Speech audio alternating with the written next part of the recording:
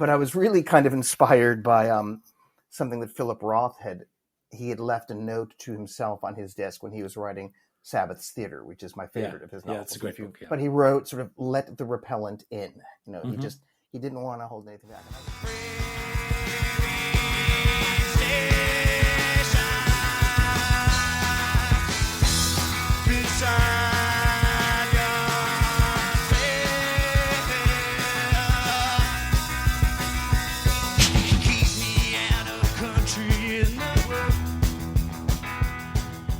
Hi, and welcome to Radio Free Mike, the podcast about freedom and its discontents. My name is Michael Scott Moore, and today we're talking to Mark Sarvas, author of 3 novels and the longtime editor of a literary blog called The Elegant Variation. Mark's new novel is Ugman, a kind of short and slightly strange book about an asocial, divorced, but extremely online character who hates almost everything except the Beatles. We'll talk about that, as well as his previous novel, Memento Park, which is a particular favorite of mine and which won an American Book Award. Mark, welcome. Thank you, Michael. Thank you for having me. So I liked your book. It's called UG-Man or Ugman. Ugman is how I pronounce it. Yes, Ugman. It looks like a Twitter handle. It's at UG-Man, but it also refers to Underground Man, which is how most people refer to the narrator of Dostoevsky's Notes from Underground. Yes, that's exactly right so far. So far, so good. Yeah. And it's a very funny and timely book because it's about somebody everybody thinks about. The kind of terminally online person who basically tweets from a basement somewhere and seems to harbor all kinds of hatreds. And doesn't quite know what to do with them. Yes. I completely agree with your perspective so far. Yes. Is he? So I had trouble figuring this out. Is he literally underground? Is he he's in a New York City hotel room or something like that? Isn't he? He's in a room in an unnamed city. So, an unnamed city. It's okay. An unnamed city. I noticed a river. There was a river nearby. Yes, but I think there's a reference to a cannery as well, an abandoned cannery, which is a little nod to the Monterey area where I live now. Got it. But but in that sort of style, maybe of like the European novels of the last century, it is intentionally unnamed. It's an unnamed city. It's an unnamed person, unnamed narrator. But yes, it is. It owes its entire existence to Notes from Underground. That was definitely the igniting spark that enabled me to figure out how to tell the story. Right. And so did you have the character first? Did you have this idea for this guy before it occurred to you that there might be a parallel with Dostoevsky? I had the voice first. Right. Everything I ever have written begins with voice. That's my way in. I can't write anything until I know what a narrator sounds like. And I wrote this book around the time of the 2020 election. Mm-hmm. We were in lockdown, and I was working on another book because I wanted to write this kind of big-hearted comic novel that could be an escape for people. Something I've always wanted to write, something with less edge and more kindness and compassion.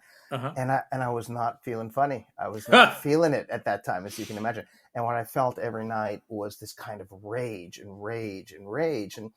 And that sort of rage, the way it disfigures us, is what really got me thinking. And then those lines, that iconic opening of Notes came to mind. I'm a sick man. I'm a spiteful man.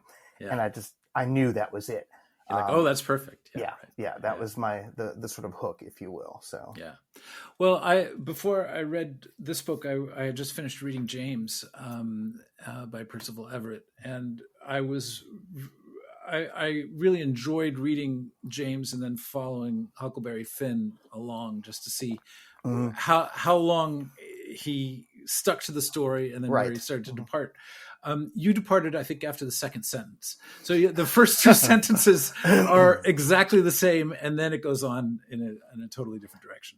Yes. Well, so I mean, and so it's to clarify for your listeners, it's different than what Everett is doing in James, where he is using the actual characters, Huckleberry Finn, and the story, and their story. And I did before I read James, it had been 20 years since I'd read Huck Finn. So I actually read Finn again first so that I could then appreciate what he was doing.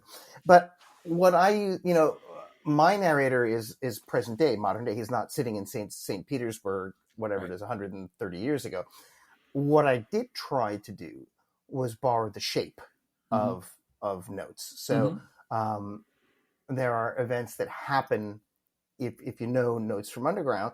And I always joke that like my ideal reader is someone who is both deeply versed in Notes from Underground, classic Russian literature, and the Beatles. And I don't know where the overlap in that Venn diagram really occurs. Oh, I'm sure there's plenty of people. So, so there are events that happen in the original that have an analog here in my book, and I use them as inspiration. So it is structurally, there are a lot of similarities, and somebody who really knows the source material will see, the entire closing last page of the long last speech is almost is a rewritten, updated version of Dostoevsky's closing. What I did that was different. So Dostoevsky's, novel has two parts. There's part one, which is called Underground, and part two, which is apropos of wet snow. And it ends at the end of part two with that whole, we may as well just let him keep ranting line, I love that. Wonderful, right? You reminded me of that he just that Dostoevsky sort of stops it and says, well, he's going to keep going, but we might as well stop listening. As if the Underground, we're just keep, we're still talking now. Right. And he's still there to this day, which worked for me. But I knew I couldn't leave it there. That was too bleak. And the other book, because my book is a mashup of two novels, one of which is Notes from Underground, and the other book that really was formative for me was Max Porter's novel Grief is the Thing with Feathers. Oh, right. I don't know if you've read it. No, I haven't read that. So it's a very short book. It's very, very experimental. It's told in three alternating points of view, but with very short fragmentary style. Porter was a poet first, really, when he wrote that novel, and you see it in the language. And it's a story of a family basically coming to terms with grief, the loss of the death of the wife and mother. And in the third part, the family, heals. They find their closure. And I loved his style. I loved the formal experimentation, that was going on there, which I also thought lent itself to imitating this rapid fire way that we communicate now on social media and what that's done to our brains. But I thought, I want my guy to leave the basement. Like, what happens if Dostoevsky hadn't left him alone and he had gone up to the basement and, I don't know, gone to the bar and had a vodka and run into an old friend? Who knows? Right. But I wanted to bring my guy out of the basement. And that's where that last third weird, trippy, Beatles part sort of comes into the story. We should say just overall that he's a huge Beatles fan, and he's a frustrated bassist or a frustrated musician, and he used to play bass for a high school band, a Beatles cover band that almost made it into a battle of the bands with him as the bassist, and we'll just sort of leave it there. He sort of has a lot of unfinished business with that band, and especially one of the members. And so there are all kinds of Beatles references too. Yeah. I thought the idea that he was a frustrated rock musician was also perfect for contemporary character. In the original Notes, he suffers a lot of humiliation at the hands of these friends of his. They go out for dinner and he can't afford to be there, and they're all kind of, shitting on him. Sorry, am I allowed to say stuff like that on your show? So, we're not subject to any fines here. I don't know how elevated you want your discourse to stay. So, that all that stuff, really lent itself well to this kind of retelling. So. Yeah, right. Yeah. And you pointed out somewhere that the cover of the book shows some blue feathers, which means it's kind of a picture of an exploded bird, which is a comment on Twitter itself, because this is pre-Musk Twitter. This is Twitter from 2019 or so, before it arguably went to shit. Yeah, no, for sure. As I mentioned, I was kind of writing it. I wrote the book weirdly quickly. I'm not a fast writer. Normally it takes me years, and I wrote this one at velocity, which I think is in keeping with with the world of social media. Yeah. But I just knew that bringing Musk in would complicate the novel in ways I didn't want to. I mean, I think he's a nightmare and a disaster, and I'm glad to see him, sent packing from Washington with his tail between his legs. Right. But this book wasn't the place to take any of that on. So I also didn't want to take on lockdown. I didn't, deal with COVID and all That's those right. things. So it's a pre-COVID novel positioned just before all of that happens. Yeah. When these stories might have proliferated just because of all the isolation during COVID, right? And it's still, the state of Twitter was what it was even back then, 2019, that sort of, rough and tumble, cortisol generating button to just press you and engage you and infuriate you. And I know there are a lot of sort of Twitter boosters from what they perceive as the good old day when it was a great, reliable conversation space for journalists and this and that.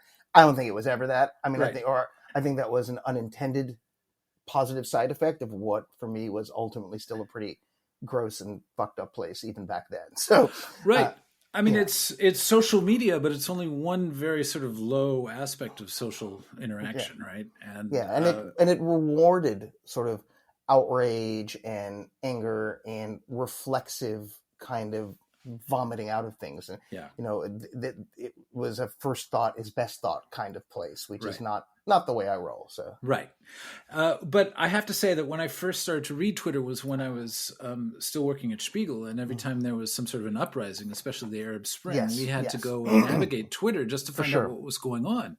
So the early days of Twitter really were it really was a site for liberationist outfits. It was a great equalizer. They could organize. It was a great equalizer in the beginning, because suddenly voices that really had no power had power. I think a lot of, I'm sorry to interrupt, but this has been a free preview of this episode.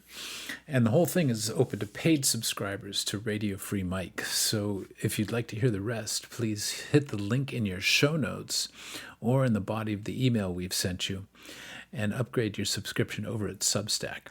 Then you'll be able to listen to the full episode on any platform. Thanks for listening.